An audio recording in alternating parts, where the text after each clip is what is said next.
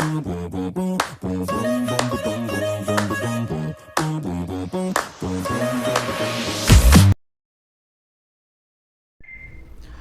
ವಿಡಿಯೋಗಳಲ್ಲಿ ನಾವು mutual fund ಅಂದರೆ ಏನು, ಹೆಂಗೆ ವರ್ಕ್ ಆಗುತ್ತೆ, ಯಾರೆಲ್ಲ ಇರ್ತಾರೆ, ಟೈಪ್ ಆಫ್ ಮ್ಯೂಚುವಲ್ ಫಂಡ್ಸ್ಗಳು, ಅದರ ಅಡ್ವಾಂಟೇಜು, ಇದನ್ನೆಲ್ಲ ನೋಡಿದ್ವಿ. ಮತ್ತು ಮ್ಯೂಚುವಲ್ ಫಂಡನ್ನು ಯಾವ ಒಂದು ಆಧಾರದಲ್ಲಿ, ಕ್ರೈಟೀರಿಯಾಗಳ ಮೇಲೆ ಆಯ್ಕೆ ಮಾಡ್ಕೋಬೇಕು ಅನ್ನೋದನ್ನು ನೋಡಿದ್ವಿ.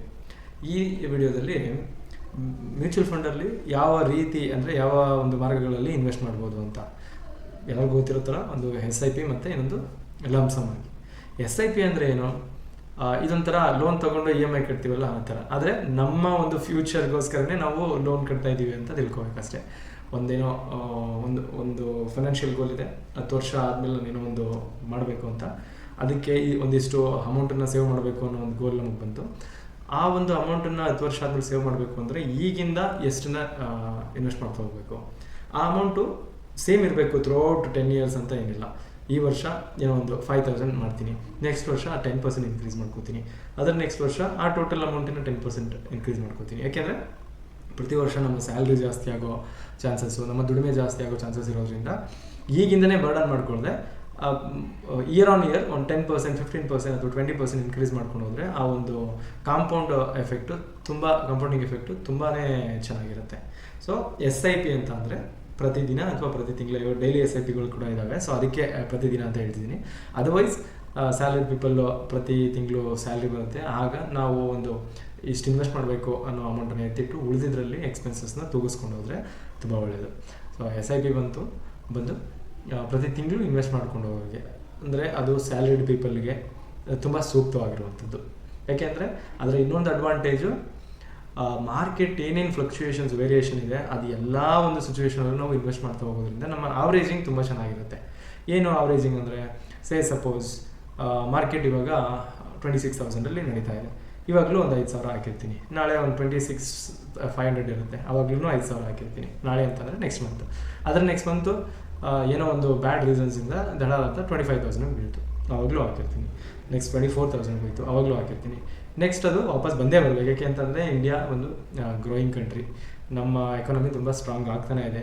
ಟೆಂಪರರಿ ಸಿಚುವೇಷನ್ಸಿಂದ, ಈಗ ಟ್ರಂಪ್ ತಗೊಳ್ಳುವಂಥ ನಿರ್ಧಾರಗಳಿರ್ಬೋದು, ಬೇರೆ ಬೇರೆ ದೇಶಗಳ ನಡುವೆ ನಡೀತಾ ಇರುವಂಥ ದಿಕ್ಕಾಟಗಳಿರ್ಬೋದು, ಈ ಒಂದು ಟೆಂಪರರಿ ಸಿಚುವೇಷನ್ಸಿಂದ ಅವಾಗವಾಗ ಮಾರ್ಕೆಟ್ ಡೌನ್ ಆಗ್ಬೋದು, ವೇರಿಯೇಷನ್ ಆಗ್ಬೋದು. But over A period of 10 year 20 year ಅಂತ ನೋಡಿದಾಗ ನಮ್ಮದು ಯೂತ್ಸ್ ಜಾಸ್ತಿ ಇರುವಂಥ, ಯುವ ಪೀಳಿಗೆ ಜಾಸ್ತಿ ಇರುವಂಥ ದೇಶ. ಸೊ ಯುವ ಪೀಳಿಗೆ ಸುಮ್ಮನೆ ಕೂರಲ್ಲ, ಕೆಲಸ ಮಾಡ್ತಾರೆ, ಟ್ಯಾಕ್ಸ್ ಕಟ್ತಾರೆ, ದೇಶ ಕೂಡ ಅಭಿವೃದ್ಧಿ ಆಗ್ತಾನೆ ಹೋಗುತ್ತೆ. ಹಾಗಾಗಿ ಒಂದು ಲಾಂಗ್ ಟೈಮ್ ಹಾರಿಝಾನಲ್ಲಿ 10 years 20 years ಬೆಳೀಲೇಬೇಕು. ಹಾಗಾಗಿ ನಾವು ಪ್ರತಿ ಮಂತು ಆ ವೇರಿಯೇಷನಲ್ಲಿ ಇನ್ವೆಸ್ಟ್ ಮಾಡ್ತಾ ಹೋದಾಗ, ಯಾವಾಗ 10 year 20 year ಮಾರ್ಕೆಟ್ ತುಂಬ ಸ್ಟೇಬಲ್ ಆಗಿ ಬೆಳೀತಾ ಹೋಗುತ್ತೋ ನಮಗೆ ಒಂದು ಒಳ್ಳೆ ಆವ್ರೇಜಿಂಗ್ ಇದು ಸಿಗುತ್ತೆ. ಅದು ಕಾಂಪೌಂಡಿಂಗ್ ಎಫೆಕ್ಟ್ಗೂ ತುಂಬ ಸಹಕಾರಿಯಾಗುತ್ತೆ. ಇದು SIP. ಇನ್ನೂ ಒಂದು ವೇ ಏನಪ್ಪ ಅಂತಂದರೆ ಲಂಸಮ್ಮು. ಅಂದರೆ ನನಗೆ ಯಾವುದೋ ಒಂದು ಅಮೌಂಟ್ ಇದೆ, ನನ್ನ ಹತ್ರ ರಿಟೈರ್ಮೆಂಟ್ ಫಂಡ್ ಬಂದಿರುತ್ತೆ, ಒಂದು 50 ಲಕ್ಷ ಅಥವಾ 25 ಲಕ್ಷ, 1 ಕೋಟಿ, ವಾಟ್ ಎವರ್ ಇಟ್ ಈಸ್. ನಾನು ಅದನ್ನು SIP ಅಂತ ಹಾಕೊತ ಹೋದರೆ ಉಳಿದ ಅಮೌಂಟ್ನ ಎಲ್ಲೋ ಒಂದು ಕಡೆ FDಲೋ ಇನ್ನೆಲ್ಲೋ ಇಡಬೇಕು. ಅದ್ರ ಬದಲು ಆ ಲಂಸಮ್ ಅಮೌಂಟ್ನೇ ನಾನು ಒಂದು ಸೇಫ್ ವಿಧಾನದಲ್ಲಿರೋ ಮ್ಯೂಚುವಲ್ ಫಂಡ್ಗೆ, ಲಾರ್ಜ್ ಕ್ಯಾಪ್ ಫಂಡ್ಗೋ ಅಥವಾ ಇನ್ಯಾವುದೋ, ಅಥವಾ ಅದು ಅಮೌಂಟನ್ನು ಡೈವರ್ಸಿಫೈ ಮಾಡಿ ಟೋಟಲ್ ಅಮೌಂಟ್ನ ಒಂದೇ ಕಡೆ ಆಗುತ್ತೆ, 4-6 ಡಿಫ್ರೆಂಟ್ ತುಂಬ ಚೆನ್ನಾಗಿರುವಂಥ ಫಂಡ್ಗಳನ್ನ ಇನ್ವೆಸ್ಟ್ ಮಾಡೋದು. ಅಂದರೆ ನಾನು ಮಂತ್ಲಿ ಕಟ್ಟೋಕ್ಕೆ ನನಗೆ ಸ್ಯಾಲ್ರಿ ಇಲ್ಲ, ಅಥವಾ ನಾನು ಅದನ್ನು ಅಡ್ಜಸ್ಟ್ ಮಾಡೋಕ್ಕೋಗಲ್ಲ, ನನ್ನ ಹತ್ರ ಅಮೌಂಟ್ ಇದೆ, ಅದನ್ನು ಕಟ್ಟಿ 5 ವರ್ಷ 10 ವರ್ಷ ಬಿಡ್ತೀನಿ, ಆಮೇಲೆ ನಾನು ಅದ್ರ ಪ್ರಯೋಜನ ಪಡ್ಕೋತೀನಿ ಅನ್ನೋದು, ಅದು ಲಂಸಮ್. ಇದು ಮೋಸ್ಟ್ಲಿ ಬಿಸ್ನೆಸ್ ಪೀಪಲ್ಗೆ ಸೂಕ್ತ. ಯಾಕೆಂದರೆ ಅವ್ರ ಹತ್ರ ಏನೋ ಅನ್ನೆಸೆಸರಿಯಾಗಿ ಅಥವಾ ಅನ್ವಾಂಟೆಡ್ ಆಗಿ, ಅವಶ್ಯಕತೆ ಸದ್ಯಕ್ಕೆ ಇಲ್ಲದೆ ಇರೋ ಅಮೌಂಟನ್ನು ಅವರು ಇನ್ವೆಸ್ಟ್ ಮಾಡ್ಬೋದು ಲಂಸಮಾಗಿ.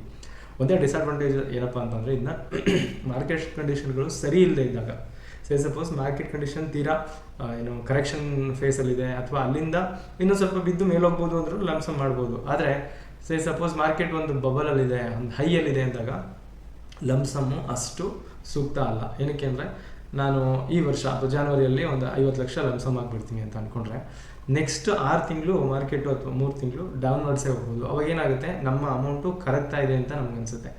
ಅದ್ರ ಬದಲು SIP ಸೂಕ್ತ. ಎಲ್ಲ ಸಿಚುವೇಷನಲ್ಲೂ ನಾವು ಇನ್ವೆಸ್ಟ್ ಮಾಡ್ತಾ ಹೋಗ್ತೀವಿ, ಹಾಗಾಗಿ ಒಳ್ಳೆ ಆವ್ರೇಜಿಂಗ್ ಸಿಗುತ್ತೆ.